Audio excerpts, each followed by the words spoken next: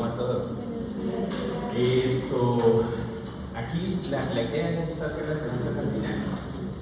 Vamos a hablar de generalidades, tengo 30 minutos, así que concentrados, porque el tema es este es el temario, la idea es definición, diagnóstico, tratamiento, insulinas, dispositivos de aplicación, nuevos glucómetros y sensores para que tengan una idea de lo moderno.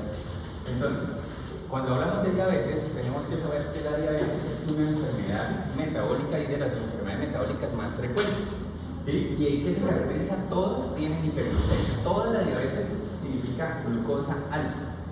Y la glucosa alta puede estar alta por dos definiciones. Una, que me falte la insulina, o dos, que tenga resistencia a la insulina. En los niños, la más frecuente es que tenga deficiencia de insulina.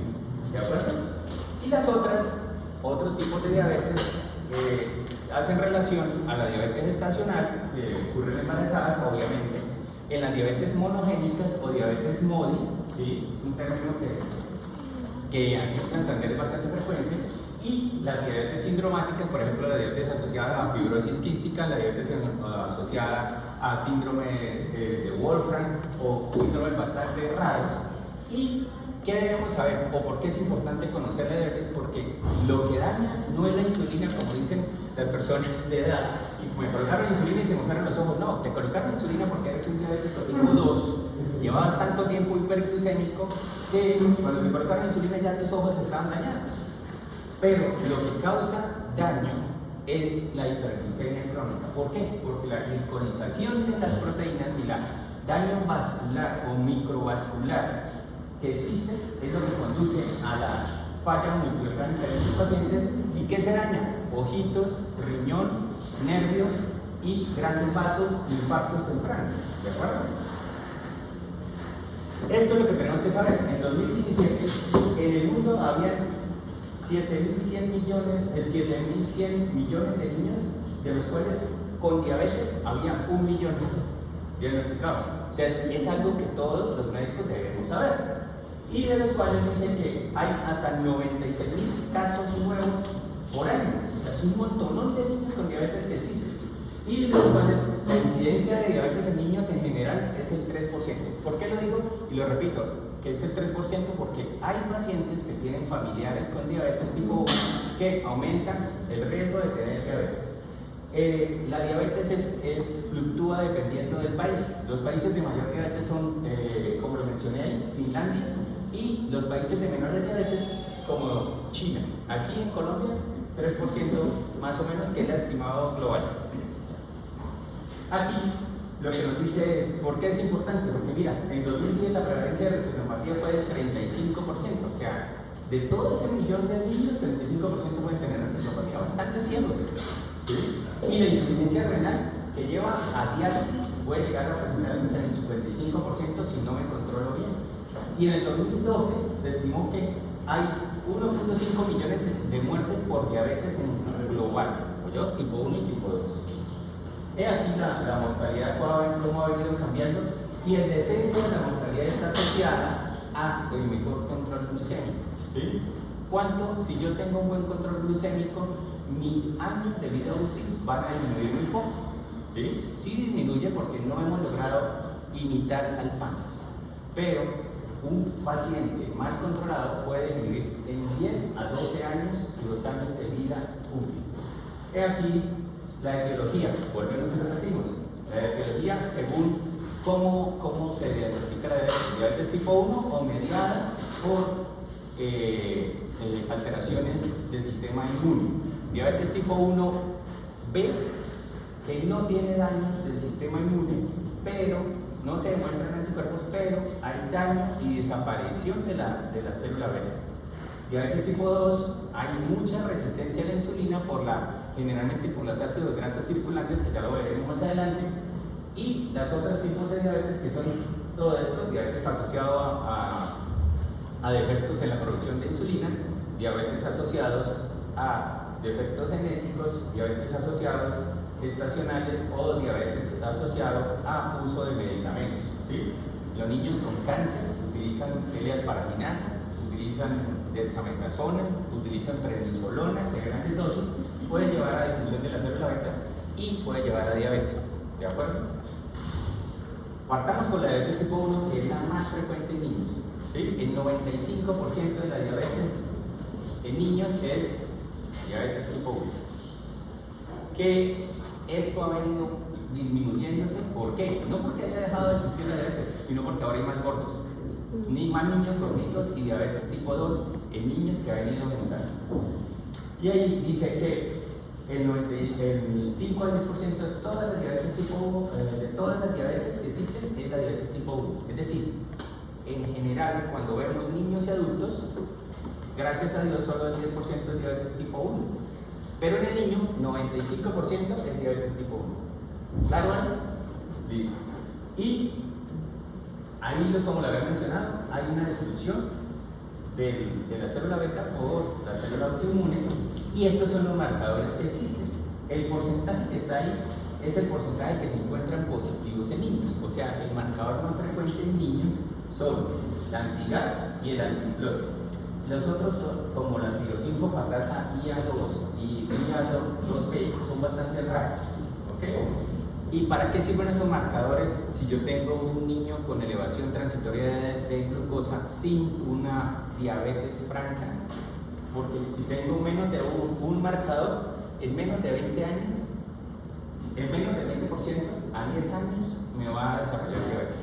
Si tengo 2 o más marcadores, el 90% a los 10 años va a desarrollar diabetes. O sea, los marcadores están fuertemente asociados con el desarrollo de la diabetes.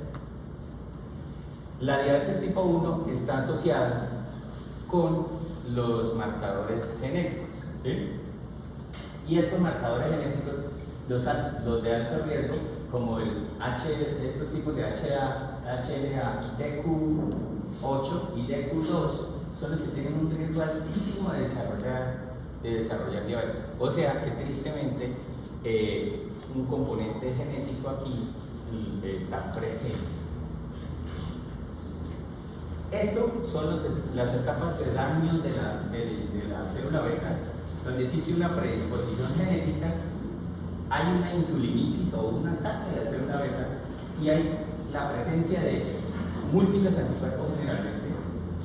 Hay una prediabetes o una glucosa alterada en ayunas o una intolerancia a los carbohidratos, que lo veremos más adelante esos términos, y existe un daño en la secreción, en la primera fase de la secreción de insulina. Y cuando se daña tanto la primera fase como la segunda fase de la secreción de insulina, sobreviene la diabetes. Eso es un riesgo que tenemos si yo tengo un familiar con diabetes tipo 1. Si mi mamá está enferma con diabetes tipo 1, mi riesgo es casi en la población, 2-3%. Si mi padre, se duplica. Entonces esto está más ligado al padre. Si ambos padres, el 30%. Si tengo un gemelo idéntico, hasta el 50%. ¿Sí? ¿Qué quiere decir? Que si yo soy gemelo idéntico y mi gemelo está afectado y yo no, sencillamente que no solamente es el componente genético del desarrollo de la diabetes, existe un componente medioambiental asociado. Y si yo, la descendencia, si tengo hijos y no tengo diabetes, la probabilidad de que mis hijos sufran de diabetes es del 1%. Aquí, ¿qué debemos saber de la diabetes tipo 1? La diabetes tipo 1 en niños, la gran mayoría tristemente se diagnostican como cetoacidosis. ¿Qué es la cetoacidosis? Es un evento en el cual hay un ascenso de los ácidos en sangre secundarios a un defecto en la oxidación de los ácidos grasos. ¿Sí? Y este defecto en la oxidación de ácidos grasos y utilización adecuada de ellos por el efecto de la insulina es la que conlleva a la cetoacidosis diabética. Entonces, ¿cuál es la forma de presentación más frecuente de diabetes tipo 1 en niños? Cetoacidosis diabética. Eso es clave y lo tengamos presente.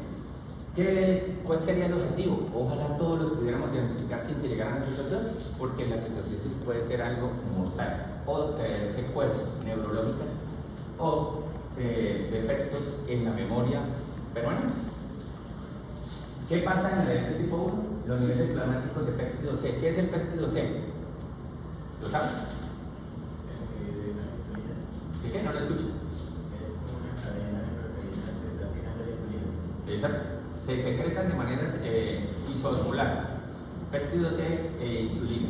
¿Qué es lo que pasa? ¿Por qué medimos péptido C? Porque nosotros ya cuando lo vamos a medir, ya generalmente hemos utilizado la insulina. Si medimos la insulina, estamos midiendo la insulina que yo estoy colocando subcutánea o endovenosamente. Entonces, péptido C indetectable. Y por eso se ha utilizado este péptido C para la medición de cuál es mi reserva pancreática de producción de insulina. Y hay que saber eso. La diabetes tipo 1 también puede presentarse en los gorditos. El ser gordito no te va a librar de que te llegue la diabetes tipo 1. Y hay que saber que la diabetes tipo 1 puede venir acompañada de sus amigas autoinmunes. La enfermedad de Graves, ¿sí? La antivirítis de Hashimoto, la enfermedad de Addison, ¿sí? O insuficiencia adrenal, la enfermedad celíaca, la anemia perniciosa, el vitiligo, la hepatitis y la miastenia graves. Eso es muy importante. Aquí está una breve reseña de qué es la diabetes tipo 1B, y es lo cual hay un descenso en la producción de insulina por daño en la célula beta, pero este daño no se ha demostrado anticuerpos. Y en ellos puede haber cetoacidosis silvanita, que es una diabetes tipo 1A, es poco frecuente y generalmente ocurre en descendientes asiáticos o africanos, y presenta variaciones en la deficiencia de insulina. Hay unos que presentan muy poca deficiencia, otros alta deficiencia, y dependiendo de eso utilizamos insulina basal o insulina en cada comida, además de la basal. Y fíjense, aquí está la diabetes de Botero, que está de moda en estos días, ¿sí? Y la diabetes de los gorditos. El 90-95% de todos los diabetes del mundo, incluyendo los adultos, es por la diabetes tipo 2. Bueno, hay un fuerte componente genético, pero este no está mediado inmunológicamente. El componente genético, existen paneles actuales que con una muestra de saliva te dan el riesgo a tantos años si eres gordito, si no haces ejercicio, si comes muy mal, ¿sí? Entonces ahí está ligado. Predomina en ellos la disminución a la sensibilidad de insulina. ¿Qué quiere decir? Él produce, el cuello se pone negro, las manos, los nudillos se ponen negros, las axilas se ponen negras, produzco un montón de insulina, pero no soy capaz de actuar. Ya le digo por qué. La progresión de la insulina requiere de un defecto en la secreción de insulina, la progresión de la hiperglucemia. ¿Y por qué? Porque llega un momento en que se cansa y dice, ya no soy capaz de seguir subiendo la insulina para regular la glucosa. Y en ello, ¿qué interesa? La barriga. El perímetro abdominal es el que interesa en la diabetes tipo 2.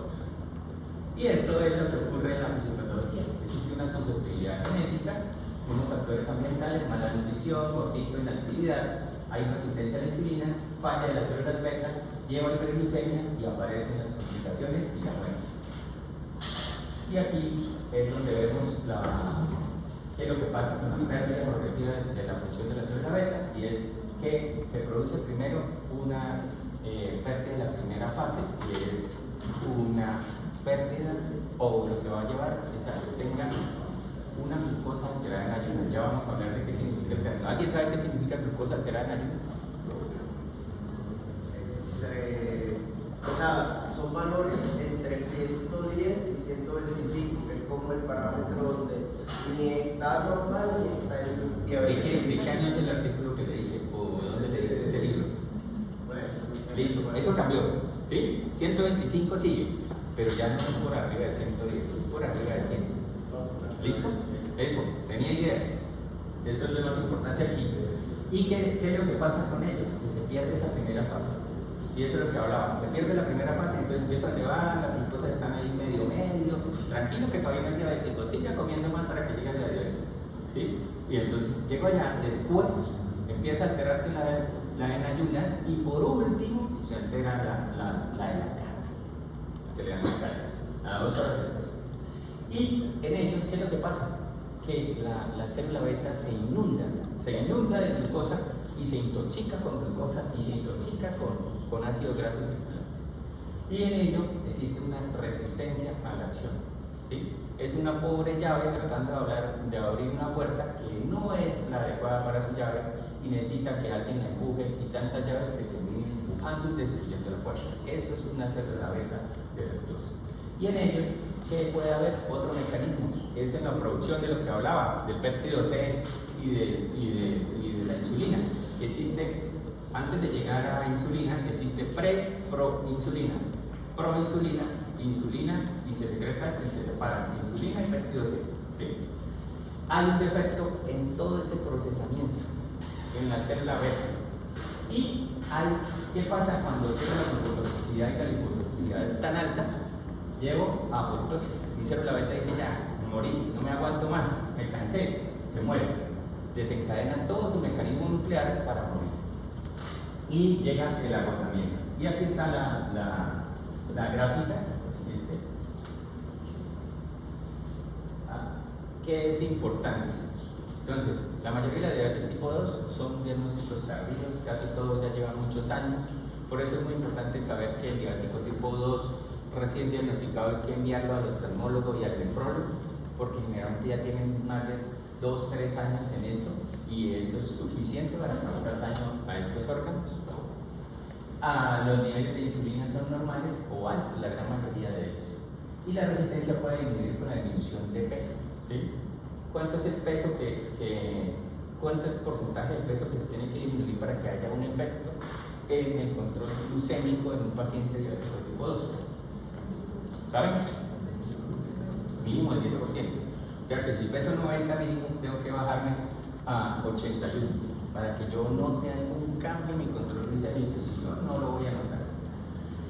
¿Qué es lo que pasa con el desarrollo de la diabetes tipo 2? Que la diabetes tipo 2 aumenta con la edad, con la obesidad, con la baja actividad física, y es más frecuente en mujeres y es más frecuente en los niños que nacieron prematuros, que nacieron pequeños para gestacional y que tuvieron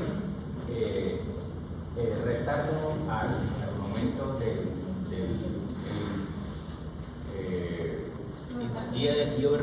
retardo de crecimiento intrauterino. Y es más frecuente en mujeres que tuvieron con diabetes gestacional, hipertensión y dislipidemia. Este es el porcentaje. Aquí no tenemos a Colombia, tenemos a México. ¿Sí? Miren todo el porcentaje, 85% tienen obesidad al momento del diagnóstico. ¿Qué es lo importante? ¿Qué es lo importante? Que miren cómo ha crecido el porcentaje de obesidad en estos países latinoamericanos. ¿Sí? El 27% de los niños de 1 a 5 años son gordos. De 5 a 9, 43% son gorditos. ¿Sí? Eso está subiendo. De 10 a 18 años, hasta el 80% pueden llegar a tener algún riesgo de sobrepeso o obesidad. Entonces es altísimo, el México es altísimo.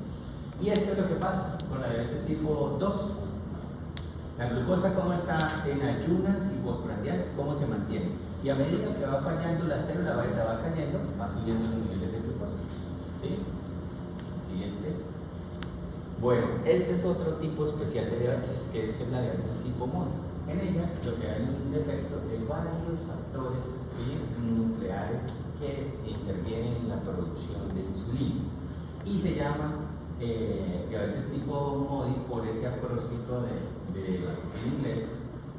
Y es una alteración o un grupo heterogéneo de enfermedades que se caracteriza de forma de presentación autosómico dominante. Sin embargo, no se niega o no es imposible que ocurra una mutación de nuevo y que yo sea el primero de MODY en mi familia.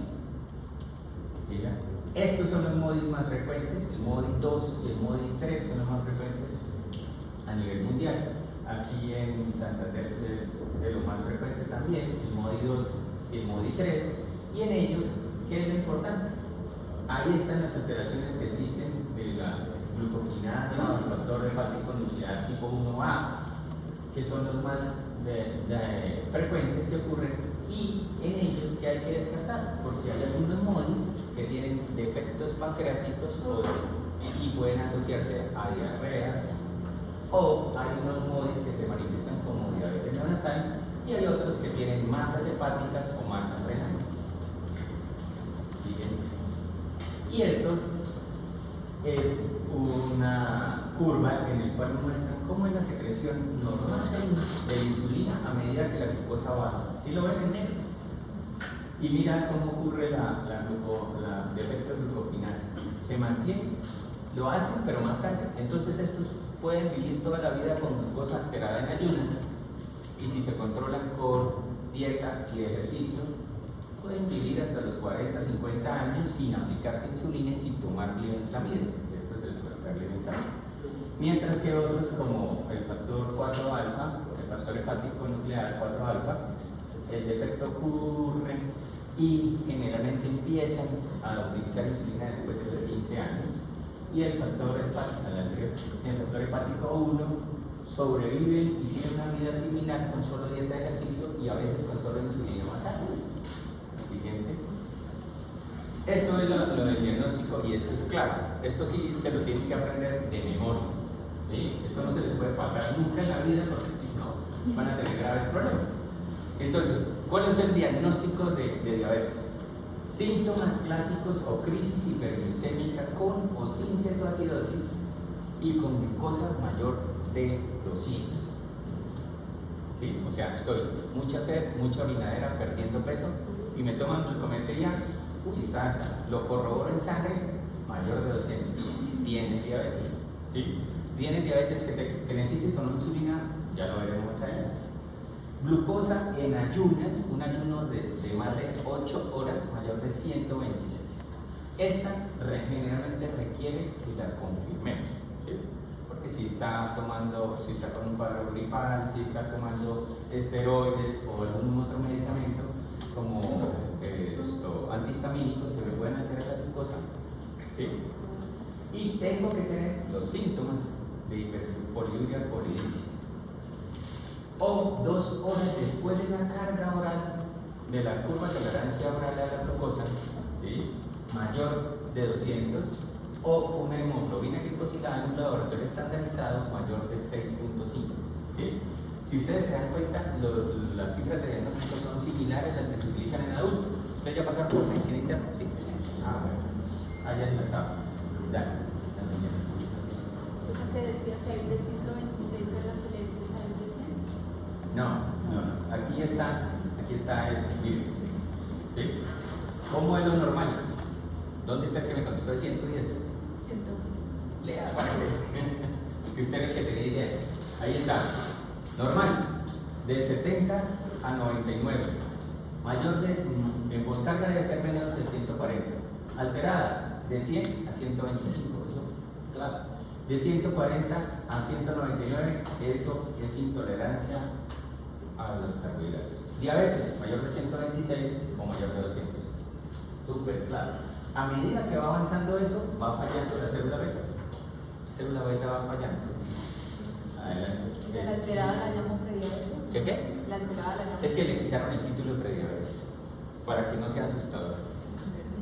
Pero la verdad es que hay que decirle, ¿tienes glucosa alterada en ayunas? Alias prediabetes, o sea, para que me ponga atención, porque si me dicen glucosa alterada en ayunas, sí, ese día me pasé con un pastel de mango. ¿Sí? No lo toman tan asustador, pero quitaron el término para que no causara ansiedad. Eso fue un consenso internacional desde el 2010, quitaron el término. Y aquí estamos, ¿qué es la clínica? ¿Por qué pongo el vaso de agua? Porque son estos los que toman mucha agua, se la pasan en el baño, pierden peso, y aparte de eso, empiezan niños que se empiezan a orinar cuando ya no se orinaban. No es que porque el amiguito del colegio le está haciendo bullying, no, es porque se orinaba de verdad, ¿sí? Porque no aguanta y se empieza a orinar. Y lo otro es que estos niños pueden tener, además de caensos, astenia, adinamia, y en casos severos empiezan con alteración, dolor abdominal, pueden causar agotamiento, y estos niños empiezan con alteración de la respiración, tomamos unos gases y tenemos cetoacidosis. Bueno. Y generalmente, ¿qué es lo que pasa? Que la desencadena o una gripa o una diarrea, ¿sí? Son las que precipitan el evento diagnóstico. Y en eso, y por eso hay coloco diabetes tipo 1 con insulinopenia severa, cetoacidosis. ¿Qué puede ocurrir? Náuseas, vómitos, dolor abdominal y la alteración del estado de conciencia. Ahora, Ya hablamos de lo malo y todas las diabetes que podemos tener y todo lo triste que nos puede ir si no lo hacemos. ¿Cuáles son los objetivos del control de la glucosa? Entonces, primero, disminuir el riesgo de que me ocurra cetoacidosis e hipoglucemia severa. Retardar el inicio o la progresión de las complicaciones. Conservar el peso óptimo y el crecimiento adecuado de los niños. ¿Sí? No es que, no, dejen comer harinas y listo, se les soluciona el problema. No, a los niños no se les puede entrar en dieta cetogénica. ¿Sí? Ellos no se les puede entrar en esa dieta porque su crecimiento se ve totalmente inhibido. Y por último, mejorar la calidad de vida. ¿Sí? No podemos decirle que usted tiene que comer las mismas cosas toda su vida, porque si no come las mismas cosas toda su vida se le va a subir y vamos a dejar una dosis fija de insulina, de aplicación de insulina. No aplica en niños, porque los niños crecen, porque los niños todos los días no están igual, porque los niños a medida que van creciendo van cambiando el peso, porque los niños todos los días no quieren comer la misma receta. Entonces es un poco más complejo que en adultos la diabetes tipo 1. ¿Cuáles son los objetivos? ¿O qué quiero yo cuando empiezo a tratar una diabetes? Mantener una glucosa preprandial entre 80 y 130, o sea, normal, prácticamente normal. Postprandial, siempre menos de 180. ¿Por qué? Porque el ascenso y la variación de la glucosa durante la diabetes es lo que va a causar el estrés oxidativo y el daño micro y macrovascular. ¿Ok? Y las maduradas, de preferencia, aquí, mayor de 54 es lo que dicen las 10, pero en niños idealmente mayor de 70 dependiendo de la edad, y en más pequeños prefiero tener por arriba de 100, porque si no, cuando lleguen a la primera hora del día no va a estar por arriba de 80, sino va a estar menores y vamos a tener que darle o predisponernos a que pueda estar convulsionando en la madrugada por el hipoglucemia. Aquí el objetivo en niños, ¿cuál es la hemoglobina glicosilada? Igual que en adultos. ¿Sí? Antiguamente existían, hasta el año 2014, existían que por edades dándole más laxitud a la hemoglobina glicosilada. Ya nos hemos dado cuenta que hemoglobina glicosiladas altas, defectos y daños en órganos. Por eso, en niños debe ser igual que en adultos, menos de 7. Eso es nuestro objetivo, menos de 7. Si yo solo tengo problemas, vivo lejos, no tengo acceso a todas las insulinas siempre, tengo dificultad con mi refrigerador, pues voy a tener dificultad de acceso. Y eso, el objetivo, menor de 7.5. Y si yo soy de los niños que tengo mayor sensibilidad a una hipoglucemia, ya sea por defecto en la secreción de glucagón, pues la idea es mantenerlo menos de 8, ¿sí? Entre 7 y 8. La anterior un segundito.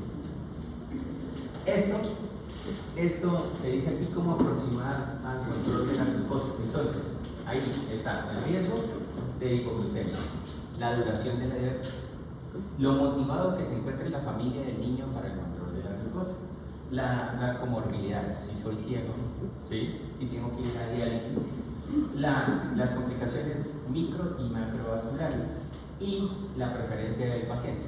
¿Sí? Hay que acomodarlo para tratar de llevar lo mejor posible. ¿Por qué tratar y mejorar la hemoglobina glicosilada? Miren lo que pasa ahí. Esto es clave.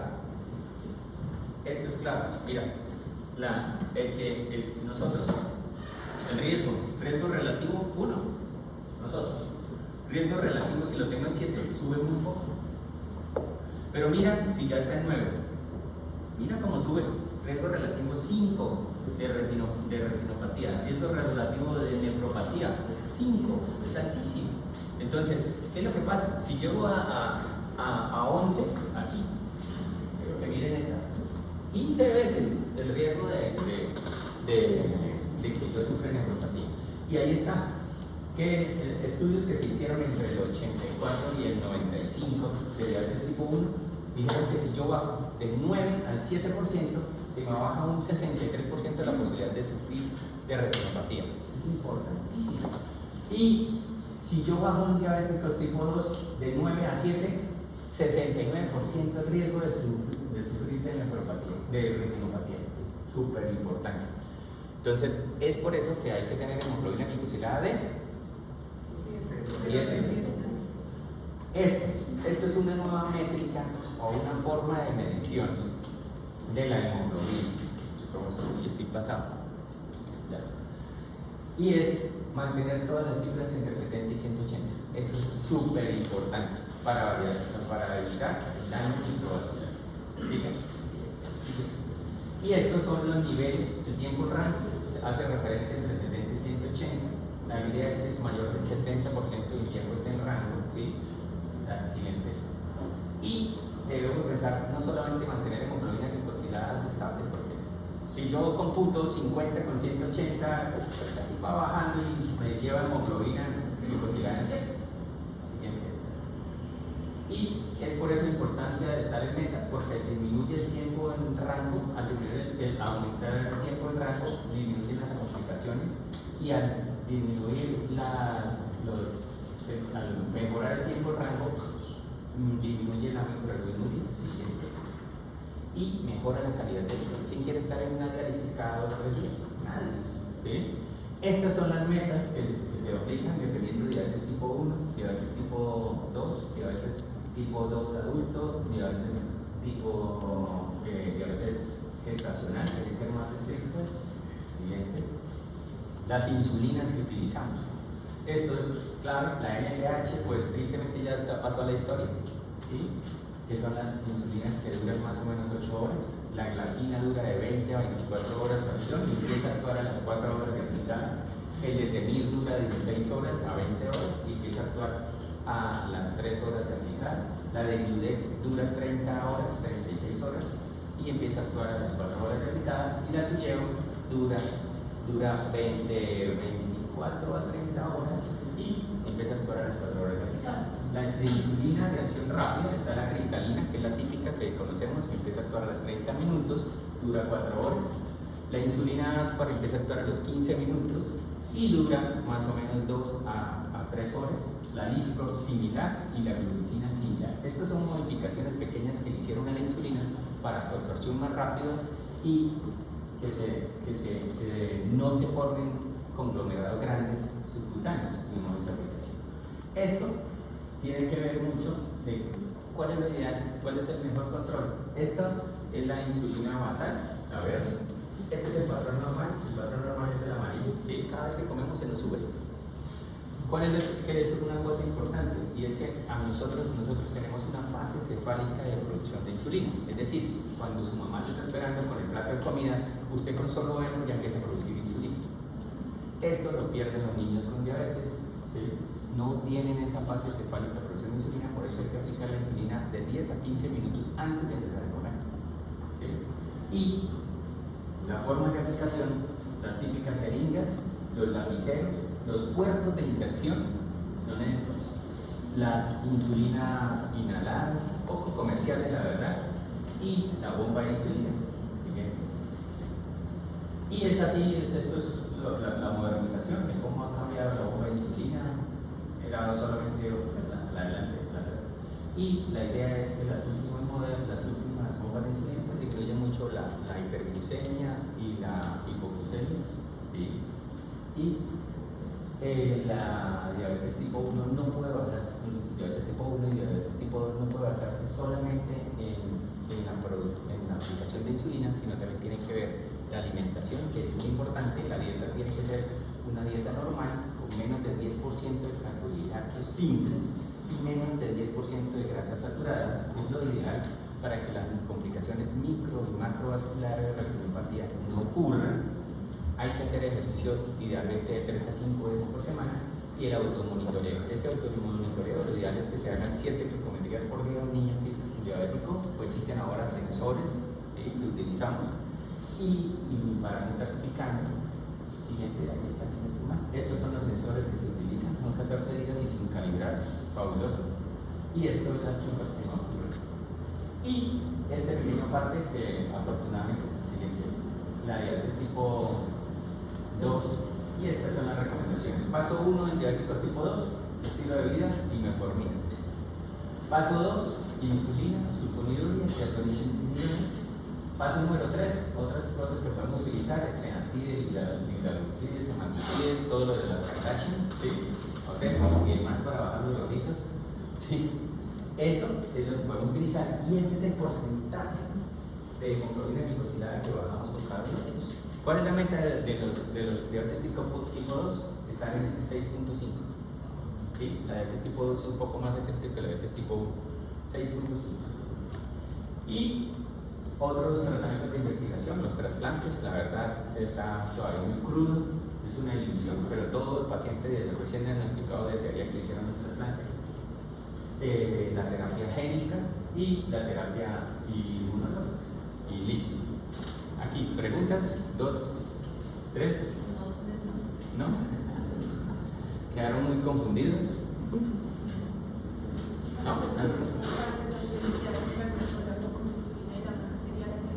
¿Qué?